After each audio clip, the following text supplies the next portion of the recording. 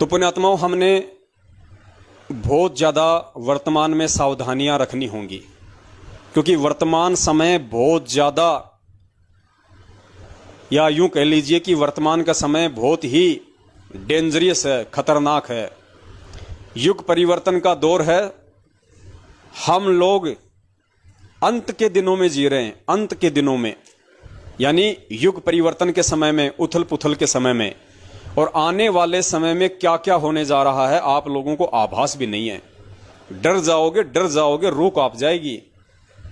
वो भयंकर समय, वो भयंकर पूरे विश्व की परिस्थितियां होने जा रही हैं। शुरुआत आप जी देख ही रहे हो, किस प्रकार से मुस्लिम देशों में लड़ाइयां हो रही हैं, किस प्रकार से चीन में पिछले 8-10 दिनों से प्रकृति का कहर हो रहा है। लाखों लोग पानी में डूब के मर रहे हैं, लाखों लोग। चीन का पूरा पूर्वी हिस्सा पानी में डूब चुका है। बाढ़ और भूस्खलन से, तूफान से भयंकर रूप से कहर मच रहा है। और ये हर जगह होगा, हर जगह, क्योंकि परमात्मा धरती पे है और परमात्मा जेल में बैठने नहीं आया। आप इस चीज को ध्यान रखना, परमात्मा जेल में बैठने नहीं आया है। दुनिया वालों ने परमेश्वर का 7 साल बर्बाद किया है, 7 साल। आप यदि किसी देश के प्रधानमंत्री की या किसी राज्य के मुख्यमंत्री की यदि आप 5 मिनट बर्बाद कर दो, यदि मुख्यमंत्री ने कोई मीटिंग रखी और आप उसमें नहीं पहुंचे, 5 मिनट भी लेट हो गए, तो मुख्यमंत्री या प्रधानमंत्री कितना अक्षुब्ध हो जाता है, कितना नाराज हो जाता है। हो सकता है वो आपसे आपका वो पद छीन ले, हो सकता है वो आपको 2 बातें भी बोल दे। जब एक 2 कौड़ी का जीव अपने 5 मिनट के बर्बाद हुए समय को सहन नहीं कर सकता, तो ये पूर्ण ब्रह्म परमेश्वर जो सारे ब्रह्मांडों का संचालन कर रहा है, पुण्यात्माओं, आप लोगों ने, अर्थात इस दुनिया ने उस परमेश्वर का 7 साल का समय बर्बाद किया है। तो 7 साल के उस समय की कितनी कीमत लोगों को चुकानी पड़ेगी, ये दुनिया वालों को आभास भी नहीं है। इसलिए ये कहर आना लाजमी है, लोगों की दुर्गतियां होनी लाजमी हैं, और वो होके रहेंगी। परमेश्वर हमें असुर निकंदन रमैनी में पढ़ाते हैं कि आवेगा दक्खन से दीवाना काबुल का, काल किलकिलियम गल है तुर्काना, किलकिलियम ओतार कला। परमेश्वर ने कहा कि ये जो विश्व युद्ध की शुरुआत है, ये काबुल देश से होगी। काबुल यानी अफगानिस्तान की राजधानी। और आपको पता है कि तालिबान ने किस प्रकार से अफगानिस्तान में कहर मचा रखा है। अफगानिस्तान के 70-80% भूखंड पर अपना कब्जा जमा लिया है, लोगों को मौत के घाट उतार रहा है, और अब वो काबुल पे चढ़ाई करने की कोशिश कर रहा है। तो गुरुजी की भविष्यवाणी सिद्ध होती जा रही है, वो समय निकट है। और जब काबुल पे वो अपना अटैक करेगा, तो गुरुजी ने उसके सरलार्थ में कहा कि काबुल के जो दक्षिण में जो देश है, काबुल के दक्षिण दिशा में जो देश है, वो काबुल की सहायता के लिए आएगा। फिर दूसरे देश काबुल पे अटैक करने वाले देश की सहायता के लिए आएंगे, और वो दोनों ही मुस्लिम होंगे। इस प्रकार से आपस में सारे मुस्लिम देश एक दूसरे का पक्ष विपक्ष करके लड़ेंगे, भयंकर युद्ध होगा, मारकाट होंगी, और आधे से ज्यादा मुस्लिम कंट्री और मुसलमान भाई बहन कट कट के मरेंगे। और उसकी शुरुआत हो चुकी है, क्योंकि परमात्मा जेल में बैठने नहीं आया। 7 साल कम नहीं होती हैं, 27 साल से लोगों को जगा के जेल में गया है। दुनिया वालों को एक मौका दिया कि अगर तुम चाहो तो मेरे ज्ञान को स्वीकार करो, मेरे पद चिन्हों पे चलो, मेरे कहे अनुसार चलो, इन बुराइयों को छोड़ो। ये जो राज्य या देश विस्तारीकरण की या एक दूसरे देश को हड़पने की तुम्हारी जो ये विस्तारवादी नीति है, इसको त्यागो। सभी को अपना भाई बहन समझो, खुद भी जियो, दूसरे को भी जीने दो। इन परमाणु बमों का, मिसाइलों का सदुपयोग करो, ऊर्जात्मक क्षेत्र में इनका प्रयोग करो। लेकिन पुण्यात्माओं, देश और दुनिया वालों के ये बातें समझ में नहीं आई, और 27 साल किसी को समझाने के लिए कम नहीं होते हैं। उसके बाद परमात्मा जेल में बैठा है जाके, कि अब इनको इनके हाल पे छोड़ दिया जाए, जैसे इनके कर्म वैसे इनके परिणाम। तो अब वो समय आ गया है, ज्यादा परमेश्वर विलंब करने वाले नहीं हैं, लेकिन परमेश्वर के बाहर आने से पहले पहले जो कहर मचेगा दुनिया में, उसकी हम अभी कल्पना भी नहीं कर सकते। हम सत्सेवकों को भी फिलहाल उसकी कल्पना नहीं है कि किस प्रकार से नरसंहार होगा। यानी काल भगवान की ये योजना है कि पूरे विश्व में 100 करोड़ से ऊपर की आबादी नहीं होनी चाहिए। यानी 1 अरब से ऊपर की आबादी पूरे विश्व में नहीं होनी चाहिए। यानी वर्तमान में 8.5 अरब की आबादी है। तो पुण्यात्माओं 7.5 अरब की आबादी है। तो ये देख लो 6.5 अरब की आबादी को काल भगवान नष्ट करवाना चाहता है। और 6.5 अरब की आबादी आप समझ रहे हो, मुश्किल से 10% लोग बचेंगे पूरे विश्व में। 10% लोग काल भगवान की योजना के अनुसार। मैं ये नहीं कह रहा कि परमेश्वर कुछ नहीं कर पाएंगे, परमेश्वर कुछ भी कर सकता है, लेकिन परमेश्वर जबरदस्ती कुछ भी नहीं कर सकता। दुनिया में रोज माता बहनों के बलात्कार होते हैं, 5-5 साल की अबोध बच्चियों के बलात्कार होते हैं। क्या परमात्मा को नहीं पता? क्या परमात्मा देख नहीं रहा? क्या परमात्मा उस बच्ची को बचा नहीं सकता कि ये नादान है, ये भोली है? लेकिन परमात्मा क्यों नहीं बचा रहा? क्योंकि उसके अपने संस्कार वो उसको भोगने पड़ेंगे। सब कुछ देखते हुए भी परमेश्वर कोई हेल्प नहीं कर रहा। और उस 5 साल की जगत वाली अबोध बच्ची की तो छोड़िए, परमेश्वर खुद अपने सारनामी भक्तों की भी रक्षा नहीं कर रहा, जो उसके ज्ञान, विधान और मर्यादाओं के खिलाफ काल एजेंट सतलोक आश्रम मैनेजमेंट हरियाणा के घुटनों में अपना सिर टेक चुके हैं, काल को अपना सर्वस्व सरेंडर कर चुके हैं, गुरुजी के वचन से हट चुके हैं। परमात्मा उनकी भी रक्षा नहीं कर रहा। आए दिन बीमारियों से और एक्सीडेंट से भगत मर रहे हैं। तो सोचो पुण्यात्माओं, अब आने वाले समय में क्या होने वाला है। जो भगत भाई बहन सोच रहे हैं कि मैं कोई काम धंधा शुरू कर दूं, 2 लाख लगा दूं, 5 लाख लगा दूं, पुण्यात्माओं दास की सलाह है, रुक जाना, कुछ मत करना। उतने में सब्र करो जितने में अपना परिवार चल जाए।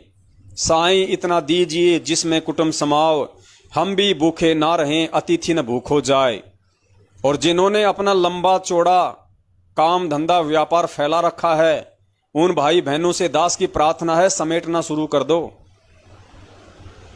क्योंकि ज्यादा काम धंधा इसका मतलब तुम्हारे ज्यादा शौक, तुम्हारी ज्यादा जरूरतें। और भक्ति करने वाले भगत को ज्यादा सामान और जरूरतों की जरूरत नहीं है। अगर भक्ति करनी है, परमेश्वर का कृपा पात्र बना रहना है, आने वाले समय में यदि प्रकृति के कहर से अर्थात काल के दंड से बचना है, युग परिवर्तन के समय में अपने आप को सुरक्षित रखना है, तो अपनी इच्छाओं को, अपनी जिज्ञासाओं को, अपनी आवश्यकताओं को सीमित कर दो। जितनी परमेश्वर की वाणी तुम्हें कह रही है कि साईं इतना दीजिए जिसमें कुटुंब समाओ, हम भी भूखे ना रहें, अतिथि न भूख हो जाए। ये ना सोचो कि मैंने जो फैक्ट्री खोल रखी है उसमें परमात्मा के 25 भगत काम करते हैं, उनका भी तो पेट भर रहा है, वो पेट परमात्मा भरेगा। तेरे फैक्ट्री खोलने से पहले उन भक्तों का पेट कौन भर रहा था? उनके बाप दादाओं का पेट कौन भर रहा था? वो भरने वाला भरेगा। परमेश्वर कहते हैं, पो पाटी पगड़ा भया और जागी जी या जून, सब काहू को देत है वो चोंच समाना चून। वो परमात्मा चींटी को कण और हाथी को मण दे रहा है। वो सबका पेट भरता है, भूखा उठाता जरूर है लेकिन पेट भर के सुलाता है। तो हम दुनिया के ठेकेदार ना बने कि मेरी वजह से 50 लोगों के परिवार चल रहे हैं। जब तू नहीं रहेगा तो उन 50 का परिवार कौन चलाएगा? ये अपनी जो बहम है, जो गलत फहमी है, इसको दिलो दिमाग से निकाल दो भाई। सत्सेवक तो खैर इतने बड़े काम धंधे में अपना पैर नहीं फंसाते हैं, ना किसी ने फंसा रखा है, और फंसा रखा है तो निकाल लेगा। ये संकेत सतलोक आश्रम मैनेजमेंट हरियाणा वालों के लिए है, जिन्होंने गुरुजी के जाने के बाद में संगत को लूट लूट के प्रॉपर्टियां बना ली है, बड़े बड़े काम धंधे शुरू कर लिए हैं। उनसे दास की प्रार्थना है, निपटारा कर लो समय रहते, और परमेश्वर से अपने कुकृत्य और कुकर्मों की दंडवत समायाचना कर लो और सीधे रास्ते पे आ जाओ, साध संगति से जुड़ जाओ, परमेश्वर के वचन पे चलो, ज्ञान को आधार बनाओ, सच को सच और झूठ का झूठ कहने की हिम्मत रखो। वरना परमेश्वर निर्मोही है। परम शक्ति संगीतम रिद्धि सिद्धि दाता सोही, अविगत गुण अतीतम सत्य पुरुष निर्मोही। ये सत्य पुरुष संत रामपाल जी महाराज ये निर्मोही है, इसको किसी से कोई विशेष प्यार और लगाव नहीं है। तो पुण्यात्माओं, हमने किस कदर अपनी मर्यादाओं को वर्तमान में सहेज के रखना है। आज वर्तमान में हमारी भक्ति, पूज्य गुरुदेव जी के प्रति हमारा समर्पण भाव, हमारा विश्वास, हमारी दृढ़ता और ये मर्यादा, क्योंकि मर्यादा नहीं होगी तो आपका विश्वास गुरु पे बन ही नहीं सकता। आपका विश्वास और दृढ़ता भक्ति मार्ग पे टिक ही नहीं सकती। अगर आप मर्यादाओं में नहीं रहोगे तो एक मर्यादित भगत ही सीधी गर्दन करके ऊंची आवाज में सीना ठोक के बोल सकता है। अन्यथा जो भगत गलतियों पे गलतियां कर रहा है, जो गुरु जी के सत्संग रूपी वचनों पे और आदेशों पे नहीं चलता है, जो बात बात पे मर्यादा खंडित करता है, वो भगत अंदर से खोखला होता है। वो भले ऊपर से मीठी मीठी बात करे लेकिन अंदर से खोखला है। उसकी आत्मा हमेशा, उसका जमीर उसको कोसता रहता है कि नालायक तूने क्या कर दिया, परमात्मा ने तुझे क्या बताया था, किस रास्ते पे चलाया था और तू किस रास्ते पे निकल पड़ा। अंदर से वो खोखला होता है, वो कायर होता है, कायर। उसमें हिम्मत नहीं होती है, लेकिन अपनी कायरता को छुपाने के लिए बातें ऊंची ऊंची करता है।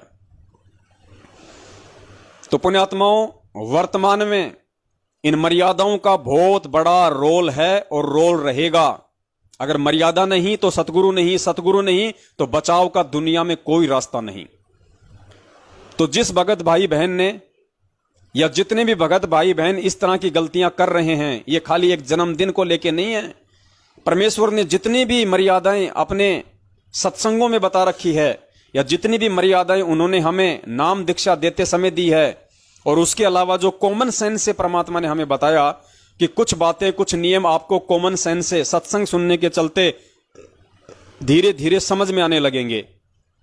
और परमेश्वर ने बताया कि इस भक्ति मार्ग पे आपका प्रत्येक कदम एक नियम है, एक मर्यादा है कि मैं कहां रखूं, कैसे रखूं। अर्थात भक्ति मार्ग पे मेरा अगला स्टेप क्या होगा, मैं जो कर्म करने जा रहा हूं वो कर्म कितना मर्यादित है, कितना अमर्यादित है। कहीं मैं परमेश्वर से दूर तो नहीं हो जाऊंगा, कहीं मेरे से कोई छोटी मोटी गलती त्रुटि तो नहीं बनने जा रही है।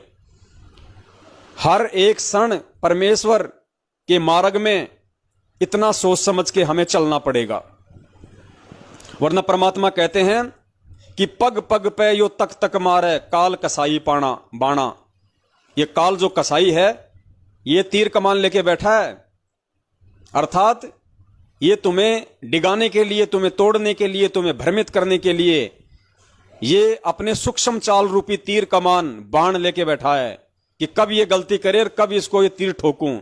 तो परमात्मा कहते हैं कि पग पग पे यो तक तक मारे, कि इस भगत का अगला आध्यात्मिक स्टेप क्या होगा, ये क्या गलती करेगा।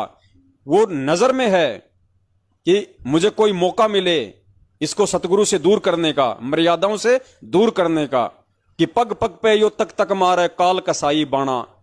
और परमात्मा कहते हैं कि भाई जब तक हंसा हमरी आना और काल लगे ना तेरा बाणा, कि भाई ज्योति निरंजन तू चाहे कितनी कोशिश कर ले, मेरा भगत जब तक मेरी मर्यादा में है, मेरी आन कान में है, तब तक मेरे भगत का तू बाल विवाह का नहीं कर सकता।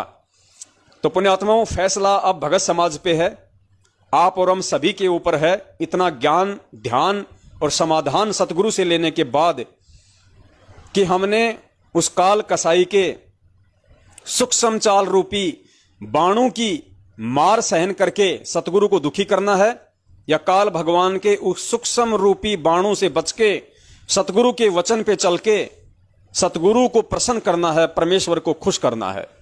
अब वो समय आ गया, अब हम कोई बच्चे नहीं रहे हैं। परमात्मा ने हमें ज्ञानी बना दिया ज्ञान देके, परमात्मा ने हमें विद्वान बना दिया हर प्रकार से हमारा समाधान करके, परमात्मा ने हमें शक्तिशाली और बलिष्ठ बना दिया ये भक्ति के कैप्सूल खिला के। उसके बाद भी बताओ, यदि हम कोई मर्यादा तोड़ेंगे, हम गलती करेंगे, तो सीधी सी बात है फिर हम परमेश्वर को जानबूझ के दुखी कर रहे हैं। और परमात्मा कहते हैं जिन बातन से गुरु दुख पावे तिन बातों को दूर भगावे। तो बहुत सोच समझ के चलने की वर्तमान में हमें जरूरत है। मस्तक लाग रही मारे गुरु चरणा की दूर, मस्तक मारे गुरु चरणा की जब ये धूल चढ़ी मस्तक पे, जब ये धूल धूलिया हो गई दूर मारे गुरु चरणा की दूर